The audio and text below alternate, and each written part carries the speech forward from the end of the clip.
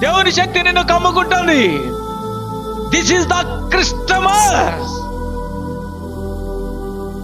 ఇదే క్రిస్టమస్ అంటే ఏంటి? ఇదిగో ఇక్కడ జరుగుతుంది క్రిస్టమస్. పరిశుద్ధాత్మని మీదకి వచ్చును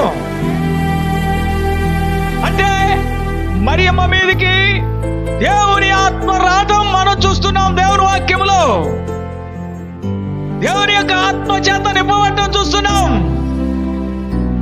ఒక శిశువు ఆత్మ ద్వారా జన్మించడం చూస్తున్నాం. ఆత్మ ద్వారా పుట్టడం చూస్తున్నాం. అంటే క్రిస్టమస్ అంటే ఏంటి? ఒక సామాన్యమైన